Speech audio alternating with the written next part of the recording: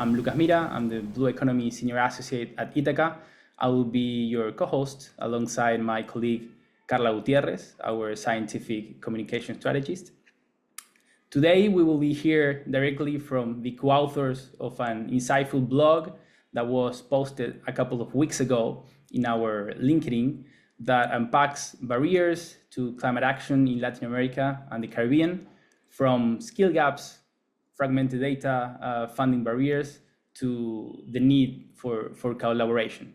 The blog is called Climate Action Challenges and Opportunities in Latin America and the Caribbean, written by Allanson Cruickshank, a Caribbean climate finance specialist, Alecia Bennett-Bryan, Jamaica's climate adaptation expert, Hamlyn Holder, regional data system coordinator, Luis Felipe Quintero, a Latin America sustainability capacity specialist, and Chevanev Charles, SEED's policy development leader.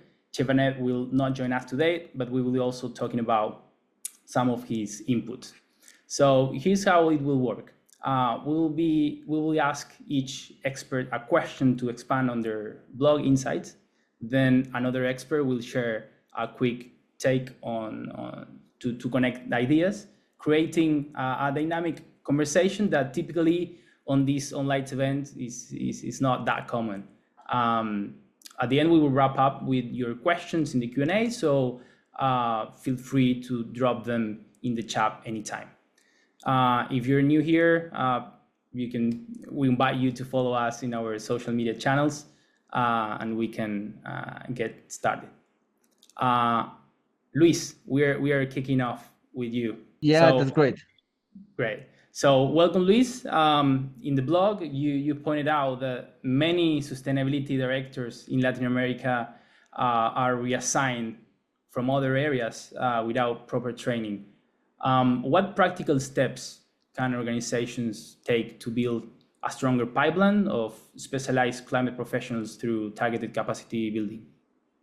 All right. So, Lucas, thank you for the conversation and the question.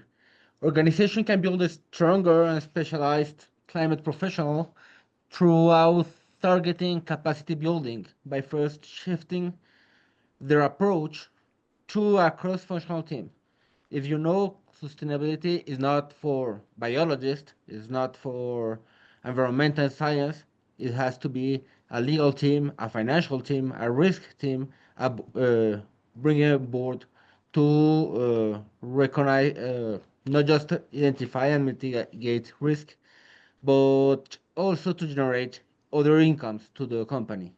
If you know sustainability without financial and economical impacts, it just a talk, is not sustainability. And as a tool that I practice with many companies and it works very good, is to building entrepreneurship, because at the end, anyone knows better your company than the people who's already working there. So they find the risk, what are your impacts, and they provide practical platforms to lead and resource real climate-focused projects.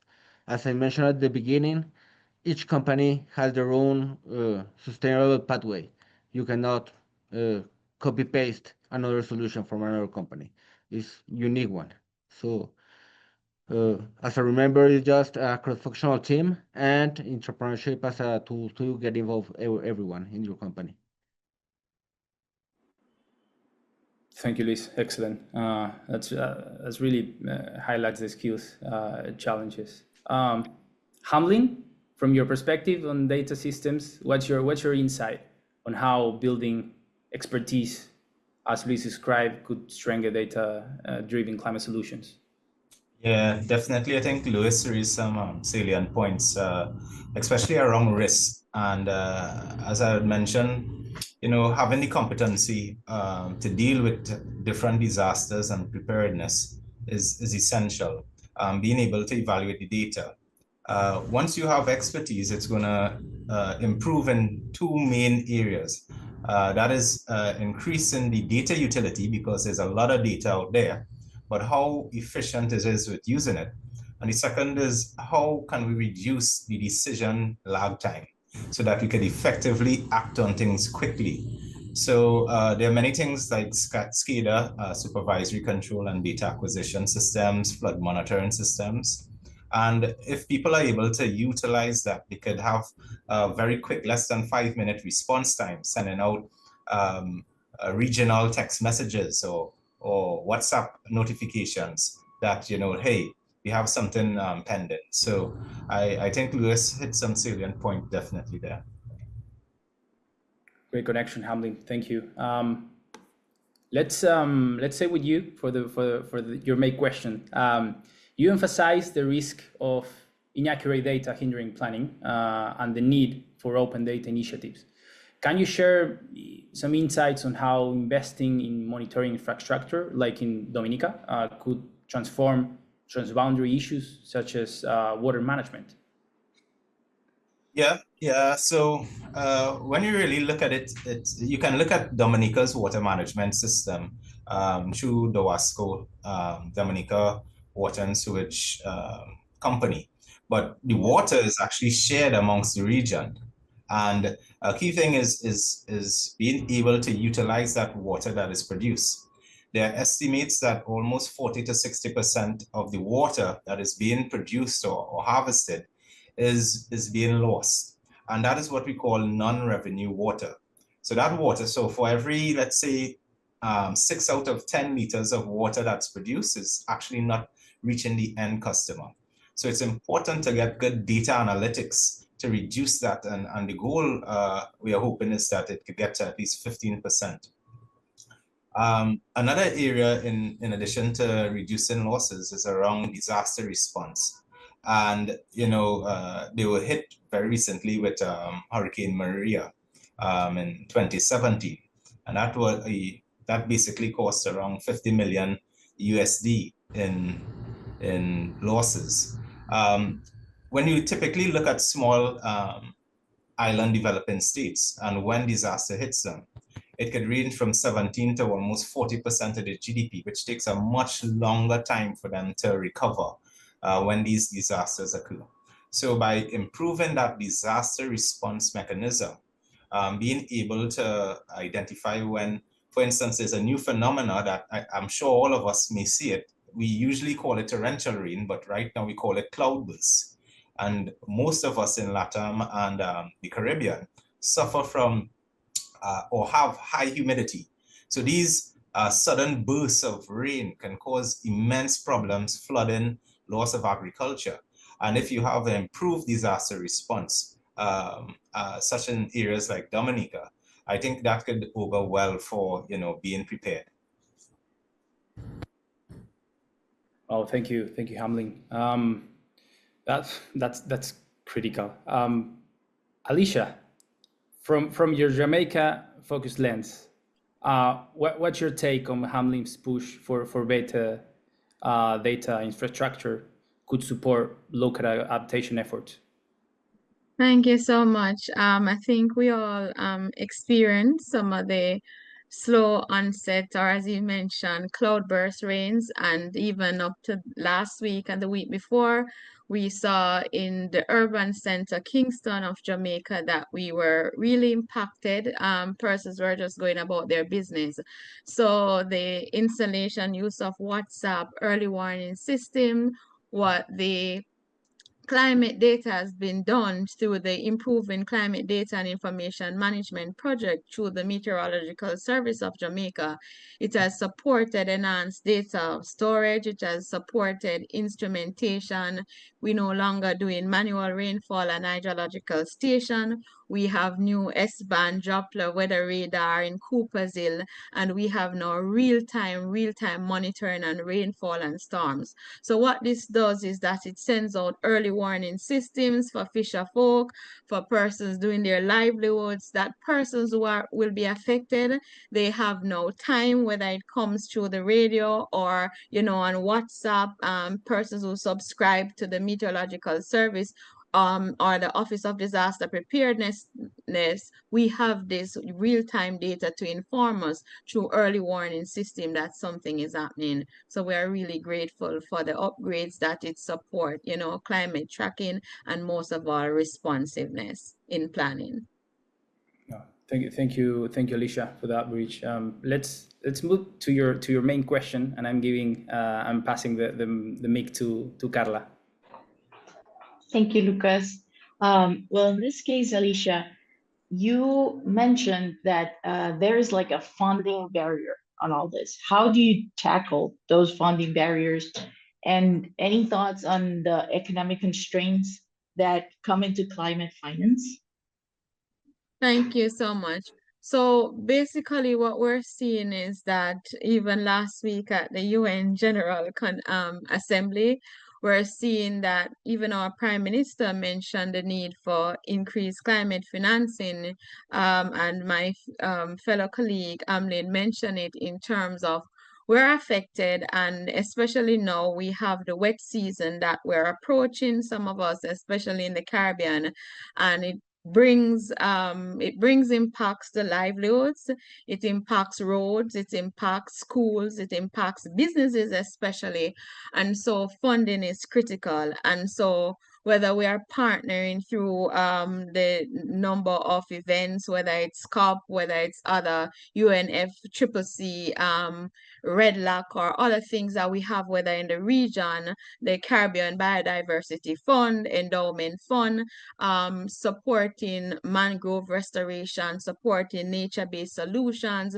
supporting circular economy. We have to tap into those, and not just government. We see that government has its hands full, or it covers, like, it's constrained in different areas.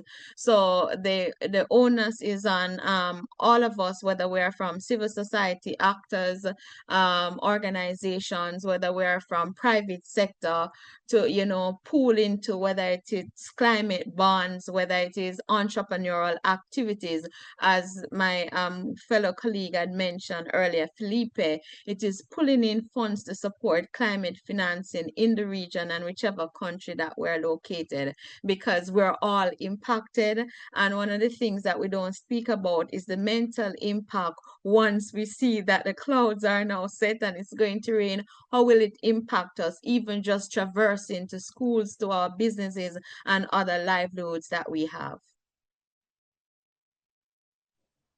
Thank you, Alecia. And in this case, I believe Allanson would also contribute a little to how do you think this tackling of the funding barriers can be done? Right, everybody, good day. Good. I would say good day because I don't know where everyone is from, so I don't know the time zones, but good day to all our participants today. And thank you for the question, Carla. So, one of the things that we have noticed, especially working within this space, is that funds are out there, even though it's not enough. The little bit that is available is sometimes not even used. So I think the issue really is to start utilizing the funds that are available before we could ask for more. We know the adaptation gaps in terms of the funding and all the literature related to that. But I think some of the rhetoric around that would be, well, we are giving you money, but you're not using the little that you're getting anyway, or you're not utilizing all of it. I think that it then leads to what would be the next question, but I'll just stay there for now, just to say that we have to find ways to utilize what we are getting and put it towards adaptation, and really have successful implementation and continuing programs, not just projects, but things that will last beyond a project timeline. Thank you so much. As a follow-up to what you were mentioning, how do you think you can share an example of something that you've overcome, or how you've overcome those barriers in the SIDS area? And how do you apply those things that we could take as examples? Okay, thank you for the question again, Carla. What I've noticed so far, because I've done some work in this space, is that we have several funding opportunities available in the Caribbean. I cannot speak for LATAM, but I could definitely speak for the Caribbean. Whether it is JEF, UNDP, the Japanese government, Australia government, several of these have different product calls and program calls available. The issue I think that I encountered in the past is that there's a lack of capacity in terms of project proposal writing, project proposal development generally, and how to really get that to fit with the group that is available and the capacity that the groups have, especially at the community level, CSOs. And there's also the issue of the reporting. Some of the groups, they are vibrant, yes, but they do not necessarily have that administrative structure where they would keep exact records of everything that is happening, probably months at a time, which would be needed for reporting on projects, which would be needed for reporting on programs. And so sometimes it can be a bit difficult for them. One of the things that has happened before, I know that UNDP has done it through the Jeff Small Grants program, is to have inception workshops where they would link persons in the different groups together. Of course, have some training regarding the proposal writing and proposal development. This will be after the project concept note has been accepted. So then some training as far as developing the proposal and how to do the reporting. But I think one of the things that they did as well is to let the members from the different organizations in the group kind of just network together, because there will be skills there that can be interchanged and utilized among the different groups. So you might have persons who are very good at writing reports, but are not so strong in some other aspects. And what has happened before is that they have lent themselves or lent their expertise to other groups who have applied for those projects. Now, it may mean that some of these granting institutions have to include a component for that type of administrative work, because quite often it is done gratis for free. So it is something to think about, because we do know that admin work takes a lot of time. And of course, persons, even if they are volunteering, they may not necessarily want to volunteer all the time. And so sometimes you have to make sure you have some type of funding available to deal with those administrative work. Particularly for the proposal writing, I think the reporting is a little easier once you keep your documents in check and can have them at hand for reference. All your receipts and everything that you have done, and all your different reports and your workshops and everything like that. Once you have everything together, the reporting may not necessarily be as difficult, but the proposal writing, I think, is where a lot of the groups struggle because of the detail that is needed, and also at times because of the rigor that is required to complete all of the requirements for the different organizations. So as I said before, just to wrap up in a nutshell, I think that that idea of having the different groups come together and sharing those expertise is a way that can assist in that regard. Thank you, Allanson. And well, in this case, has anybody else had any other experience that you might want to share that would enrich this specific topic about how you've used those funds and how those funds can be better used? Yes, Ms. Felipe. Thank you, Carla, and thank you all my partners in this conversation. Actually, the financial sector has been on a race against the climate impacts like 20 years ago. And right now we have different institutions. Before we just think on a commercial bank. Right now we have fintechs, we have impact funds, we have actually the multilateral banks are working closer and closer with the private sector. So there are many sources, and right now we just left the New York Climate Week, and we are 3 or 4 days before the COP30 begins in Para de Belén, and we are not expecting to move forward in the amount of financial capital that the world is gonna invest on the triple bottom crisis we have on the environmental side, but they are looking for make it fast. Some people says that the agreement will be 5 times fast between the financial institution had the money and actually they get some impact or are distributed to projects, to NGOs or to companies to actually make some impact. So I think financial sector has been creating many innovative ways to put the money. Insurance company are working through his own ways. So at the end, we expect good news from Belén de Pará. Thank you, Luis Felipe. We can go back to Allanson.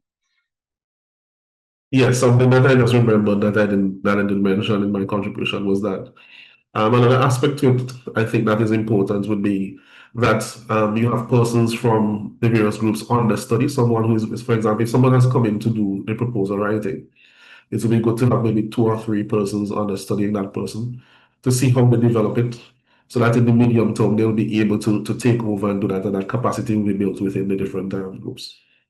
Thank you. Thank you, Allanson. Hamlyn, go ahead. Yeah, without extending the point, I just want to chat a little bit about what Allanson said.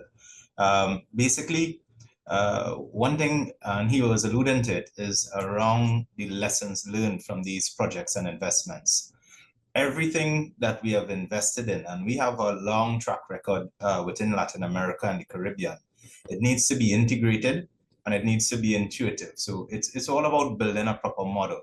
But you can't build a proper model if you don't learn from experience. And very often we as a society or a region, as a collective body, we're always looking for what worked. We're always looking for that high point of some success story. But I think more important, if we could even learn and gather data on some of the areas where we didn't reach our targets, we didn't have that impact that we thought we would. And so that we could then share that with the new upcomers, with the new innovation, the new innovators that are coming out there with ideas, with technology, AI, and stuff like that, so that they can then integrate that into our whole learning and collective learning process as a community. So I just wanted to say, those were some cogent points Mr. Cruickshank raised. And if we could just, start to share a little bit more of the information that we have, I think that will go very well. Thank you, Hamlyn. I believe you guys also mentioned a little bit about that, of how the fragmented efforts of technology and all the new technologies that are coming can be used in cross-sector improving, right? So I don't know if anybody else would like to discuss about this. Laura? Yes, if I may tip in, I just want to react to a couple of the things that have been said, and then if I'm allowed to ask a question to the panel before we open to everyone else. So the first thing is, I just want to react to a couple of the things that you each individually said. So Hamlyn, we totally share, with you this reflection on the importance of sharing, the lessons learned. And it's not only about sharing what has worked, but sharing what doesn't work. And sharing examples of maladaptation is critical, so that we prevent, from replicating processes that either shift, vulnerability in time or space to other people.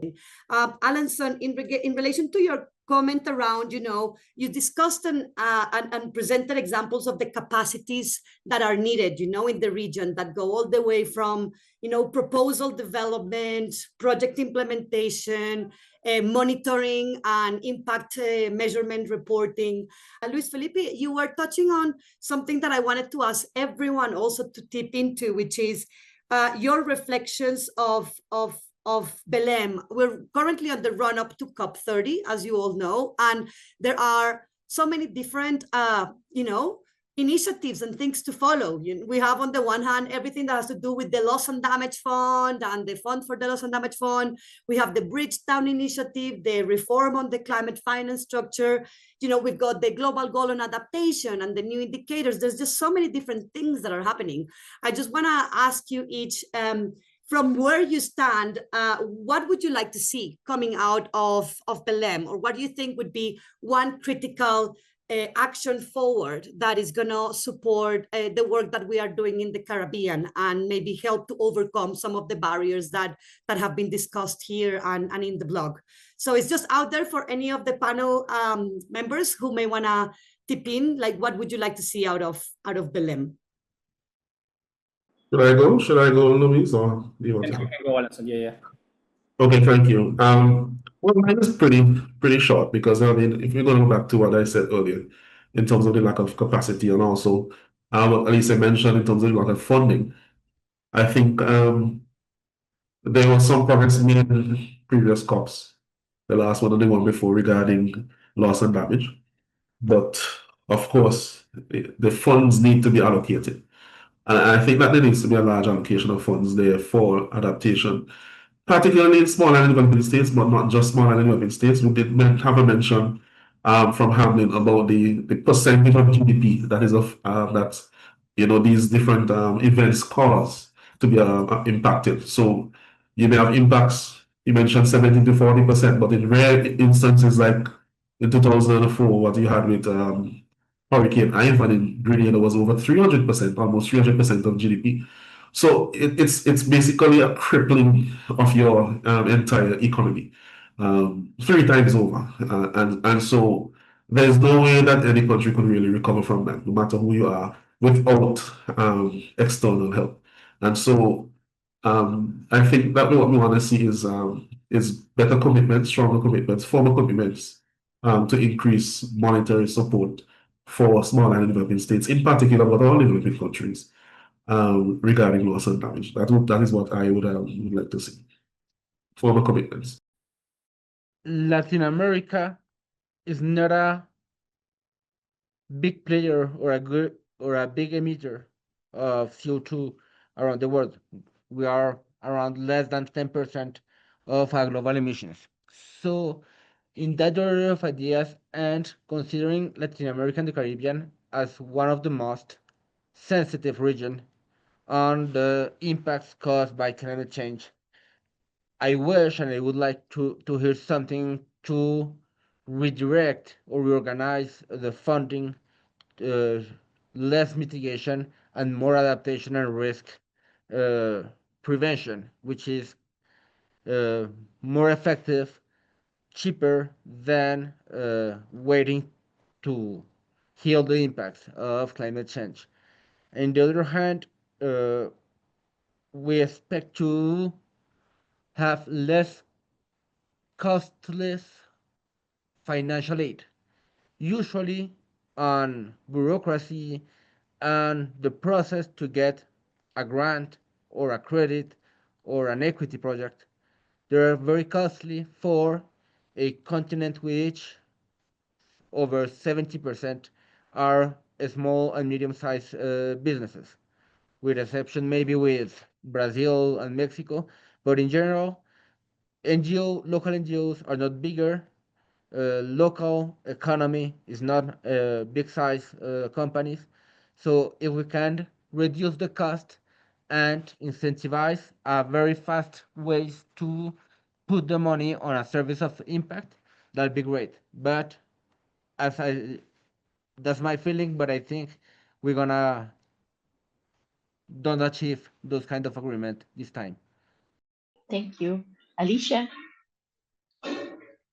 Thank you so much. Laura asks, what do we want to see? And I think over the years, we want to see measurable targets or measurable indicators that says this is what loss and damage is for each country.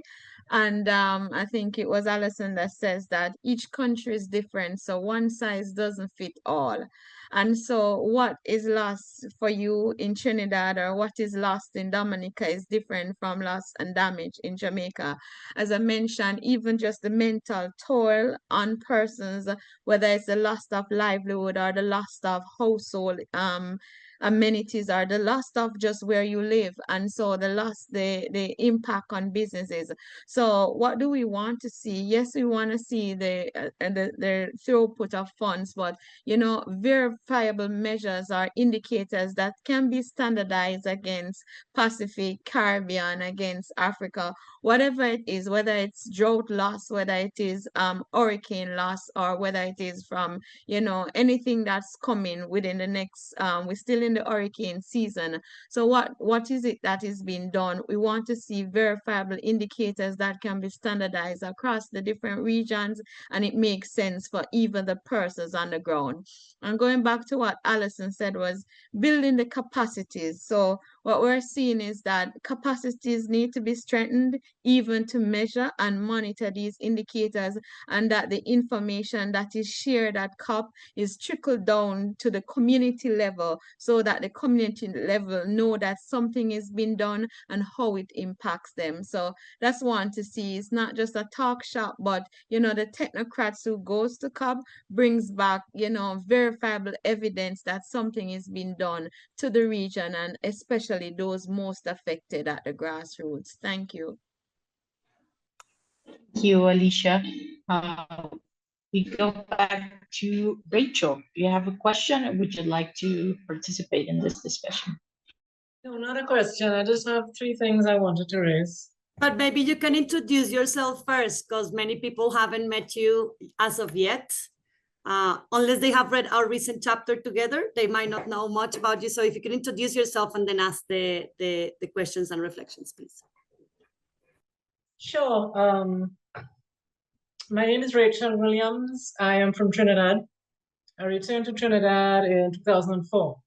My PhD is in environmental engineering and science, but I also have masters in statistics. And that is one point I wanted to mention here, because I've been hearing 20 plus years about building capacity. When I left this country to go on to my PhD, I was the first and only biostatistician in the Ministry of Agriculture. That was in 1994.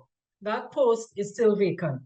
People still don't know how to collect data, how to analyze it, how to write it up. So we still have that gap in people not understanding the importance of the use of statistics in helping with collection of data, monitoring of data. Nora, your question about what we want to see at the BELEM. I attended a webinar this morning from the Global Mental Health Action Network. And one of the points that was raised, and if I'm correct, it is the first time that mental health is going to be raised at the COP. 2 years ago is when health first started to be raised. But what is happening now, if you look at the data, too many people are struggling with, if not depression, anxiety, suicidal thoughts, and other aspects of mental health. And if we don't address it, it is going to affect productivity, which it is already affecting. Okay? So I just wanted to make my presence felt. Thank you for recognizing me, Laura, because I went through a hard time recently. But I am here to help because I am tired of hearing the same point, 20 plus years, building capacity, but people still are working in silos. Because I have a paper coming out soon in the Springer Nature Journal.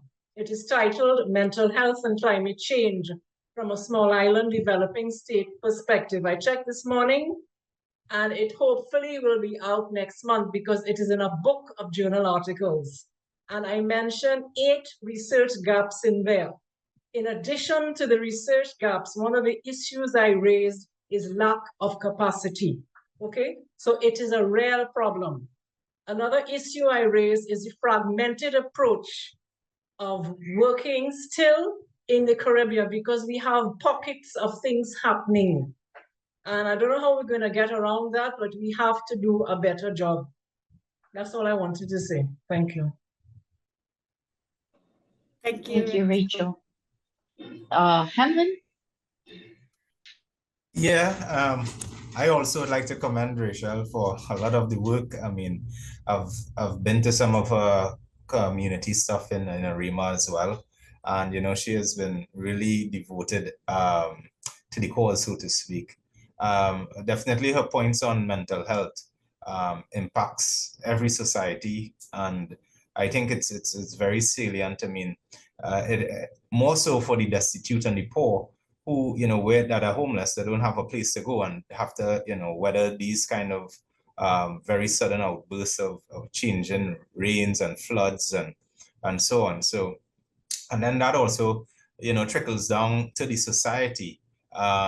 with harsh economic conditions. So I think, you know, that whole aspect of mental health really needs to be, you know, massaged and evaluated to a very deep level. But prior to that, what also came to mind was, you know, we talk a lot about funding, but I always like to see things from an economic model or a model perspective. And the hope for, you know, COP30 is that we really design some innovative financial instruments and come up with some unique initiatives that are encouraging for us to put more investment into, you know, climate resilience and so on. And it could be very simple things as you know, low interest rates for loans or bonds. It could be, you know, capitalization of some loss and damage fund. It could be insurance. And I think Rachel spoke about it in terms of statistics when you get into the actuary of it. There's a way to make things incentivized so that we could learn from it, but also, you know, move in the right direction. We don't have to reach to the final destination, but at least start to move the population and the economics in that direction, where these things become practical and feasible. And it's not some, you know, far off goal that can't be reached by the common person. Once you have a good financial model and financial instruments that support either via insurance, bonds, loans, and or even you know, climate adaptation and credits. You know, we heard a lot from about carbon credits, but there are many ways that you could do credits to incentivize businesses and stuff like that, marketing, grants, and so on. So if we could get a little bit more innovation in that aspect to incentivize the community, I think that as well is something that we should consider. Excellent. Thank you. Thank you, Hamlyn. Laura, do you have anything else that you'd like? No, I don't. Thank you. But I do wonder if any of the other people who've been listening, like Daniel, Abigail, or Edward, if they have any comments or reflections from the session and they want to introduce themselves as well. It'd be great to hear from you guys. Yes. Sorry, I'm having little computer problems here. My name's Edward Abada. I'm a coastal engineer. I've been I migrated from Trinidad about 6 years ago, but I'm still working in the region and in Central America. I am also an arbitrator, so I work with arbitration and dispute resolution type of projects as well. What I would like to see, Laura, is a breakdown of the silos that we have throughout the Caribbean in terms of data collection that is important for analysis of risk and vulnerability assessments to reduce disaster damages. And I think that the Caribbean in general is a case study of silos, because every single island nation wants to do their own thing. And it's not so when it comes to climate data. All the climate data pertains to the entire region for the most part. I mean, there's subtle differences in climates between Northern Caribbean and Southern Caribbean. By and large, data collection for climate-related studies is a regional, it should be considered as a regional focus rather than a island by island focus. And I think the onus is on entities such as CARICOM, or it need not be CARICOM, I mean some other type of a regional entity, is to do initiatives to collect regional data. It saves money in the long term, it saves money in the short term as well, and you get better data as a result of it. I would like to see initiatives to kind of promote that. Thank you. Thank you, Edward. We go back to Rachel. Hi, just one thing I forgot. I was asked to give a presentation via the Climate Change and Health Unit at the University of Hamburg in Germany in November. And the title of my article, of my presentation for now, is a review of zoonotic diseases and climate change in Latin America and the Caribbean. Because what I'm finding in just the small searching I've done so far, again, fragmented approaches. But what is happening because of the increasing temperatures, because of climate change, the movement of some of these, in particular mosquitoes, are increasing problems in the Caribbean and Latin America. So if anybody is interested in attending the presentation, I will send the information, because right now they're working on the agenda. All I know is the date, which is the 27th of November, but they haven't finalized the agendas yet.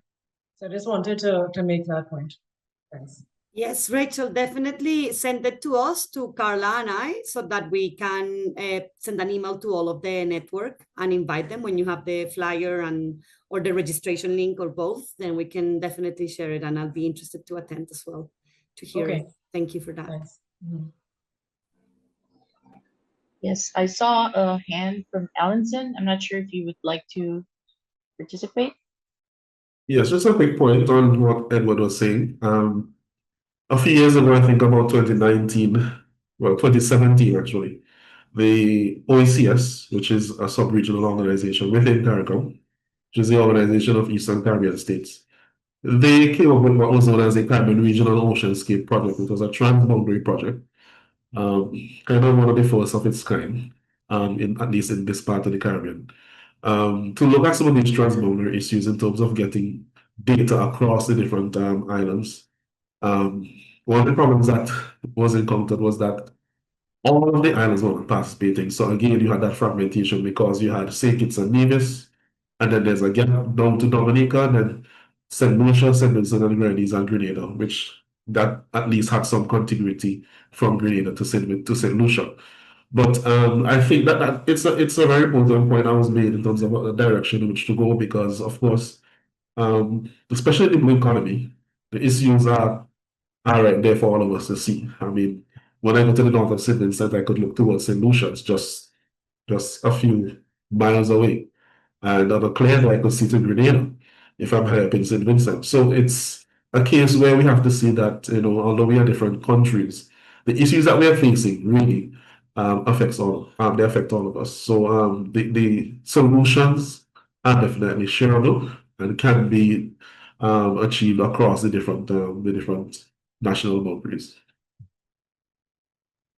Yeah, thanks for that, Alison. I was aware of the OECS initiative, and it was a fantastic one, but it's only OECS. What happened to Bahamas, Bermuda, Trinidad? Yeah, everybody needs to get on board. Yeah, everybody needs to pull their weight here, and everybody need not be involved. They could have a select group of specialists working throughout the region. I don't know. There's some politics here that needs to be resolved, obviously.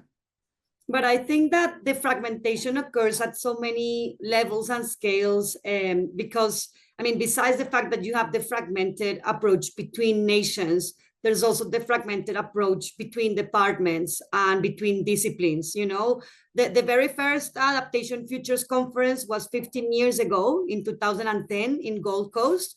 And I was giving a plenary opening speech around silos across academics that were not looking at climate adaptation challenges systemically. We still have that problem now. And as you will find in a communication that Carla is going to publish quite soon, we've also recently attended a number of different conferences in Europe, and the silos between the discussions is huge. So you have on one conference the people from the DRR and DRM talking. On another conference, you have the people talking about adaptation. On another arena, you have people talking about the blue economy. And all of these things need to talk to each other. And it's very, we should be at a point where we can have conversations that cross-fertilize across different agendas and across different, dimensions in a much more effective way. We're still working in silos at many different scales. That is my main point. And I'll pass on to you, Rachel, if you want to comment. Yes, I wanted to add to what you said just now, because one of the things I have found in the research I'm doing for this presentation and in the paper I finished writing last year is that in the Caribbean, you have, first of all, the French, Spanish, Dutch, English. Okay, so you have those bits of fragmentation going on there. This paper I'm working on now, you have IEDB funding, you have World Bank funding, you have Red Cross funding, you have EU funding. So you have fragmentation going on there. Because if you have funding from one source, you're not aware as to what's happening with funding from other sources. So I don't know if anybody has a suggestion, because I have to think about how I'm going to raise this in my presentation, because I'm seeing different levels of fragmentation going on here.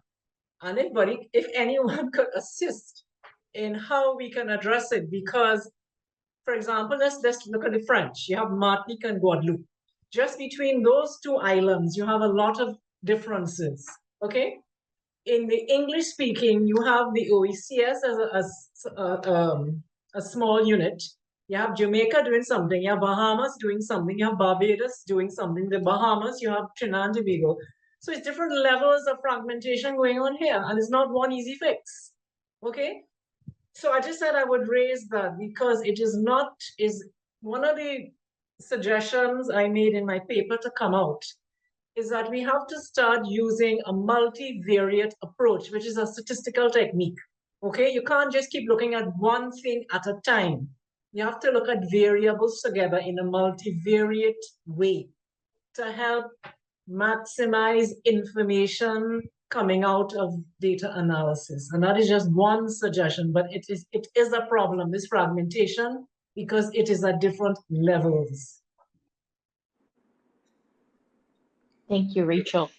Back to Luis Felipe. In order to continue with the conversation of fragmentation, I think there are two very important things.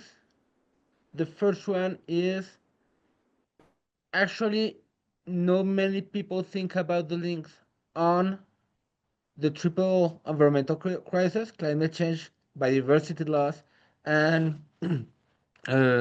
waste production, and going abroad with the social crisis we are living to inequalities, poverty, health things. So when we divide on so many subjects, the sustainability discussion on a global side or in an organization is very difficult to measure, to evaluate, and to communicate those impacts.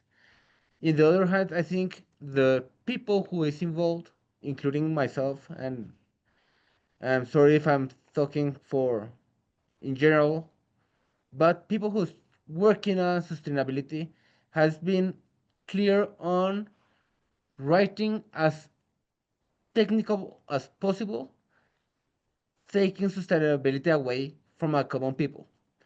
So I don't know, they talk about circular economy, blue economy, fragmentation of the biological corridor.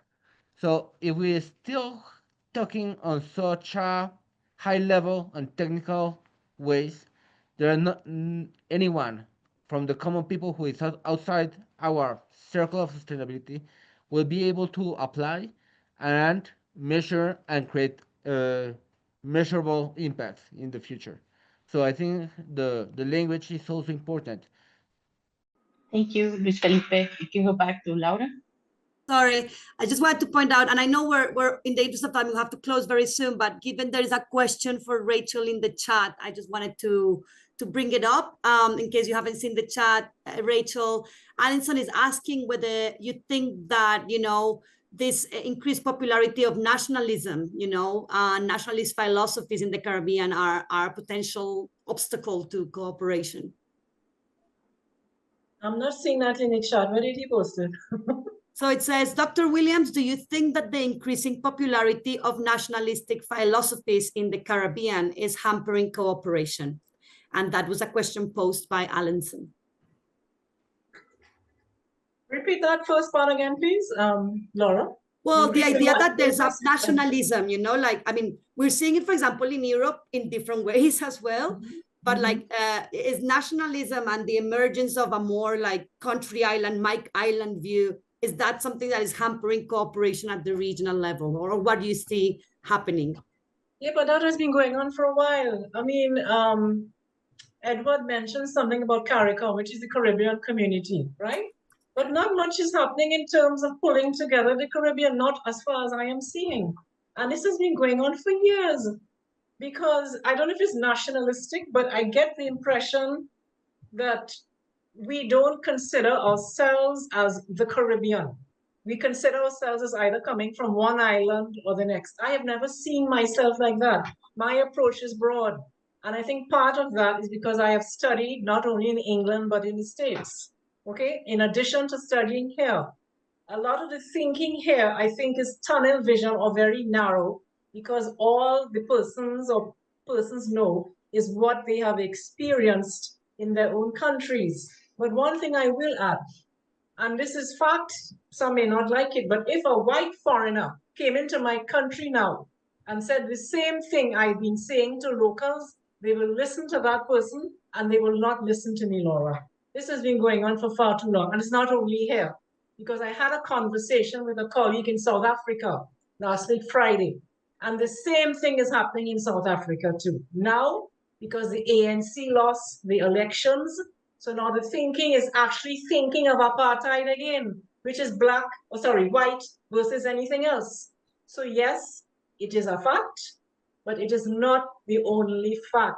People need to understand we are part of something else. We are not by ourselves. It is not just the Caribbean. It is not just Latin America. It is Latin America and the Caribbean. We have to start thinking of connecting our thoughts and reaching out and working together. That is not happening sufficiently. Thank you, Rachel. And this is also why we're trying to, strengthen this kind of spaces for like collaborating on blogs, collaborating on these discussions, so that we can start, building an idea of beyond the individual island, what is, the way forward for the region. And I can see, Daniel, you have posted a comment. I don't know if you want to just unmute quickly and comment and introduce yourself as well to the group. If you're still on your face, just yes. there you are. You're still there. Yes. Yeah. All right. Good afternoon, everyone. Well, I'm Daniel Replau. I think I'm probably the youngest person here. Yeah. So my background is in well, I have a master's degree in climate studies with specialization in food security. So I have a passion for the agriculture sector. I think the agriculture sector is one of the sector that is challenging most in terms of climate change. So well, just to talk about capacity building that was mentioned, well, I recently did a study with the University of West Indies to kind of understand how farmers, this study was limited to Trinidad and Tobago, but I think it definitely is, could be multiplying other Caribbean islands as well. So how farmers in the Caribbean region, how is their awareness to climate change? And it's something we need to kind of build on, because yes, some of the farmers, so this study was with over 700 farmers in Trinidad. It mixes of smallholder farmers and large farmers as well. And it shows us that farmers, they're not really, they are aware of climate change, but they don't really know how it would affect them. So I think that is where capacity building comes along, especially training with farmers and is important, because if you look at the region, we see that climate change is happening, so we look at some farmers actually reach out and was like they realize their production is not optimal how it used to be. So I think it's something we need to work on as a Caribbean region. A lot of work needs to be done. All right, so I'm hoping that the Caribbean region and the CARICOM would kind of pay more attention to that. And yeah, so that is just something that I'm passionate about. So anything with climate change and related and stuff, I always try to be among, because I think it's a pressing issue that we all have to deal with right now. Thank you, Daniel. Lovely to see you here. Alecia, last comment. Thank you so much. We have 7 minutes. Yeah. With all that we have said, I think one of the key things coming out, whether it is the entrepreneurial skills, the models that Hamlyn mentioned, or even the capacity strengthening, the studies Rachel doing the presentation is awareness raising. And one of the key things in terms of whether we're working in silos or fragmented, if whatever we're doing at COP or any of these conferences and presentations and our blogs that persons at the ground, the grassroots aren't aware of. And yes, we have funding coming in, whether through endowment funds, climate financing, UNDP or other GEF or GCF, but even just the processes related to those and the project preparation facility, if we have not made persons aware or understand how to fill them out in monitoring gender analysis, we will be losing and we'll be still here another 5 years saying we're still not getting the synergies that we want. So one of the key things is how to, if a tree falls in the forest and nobody hears, did it really fall? And so awareness raising, PR and capacity strengthening should be some of the things we focus on in the region. Thank you. Thank you, Alecia. All right, just to wrap up, what a fantastic discussion.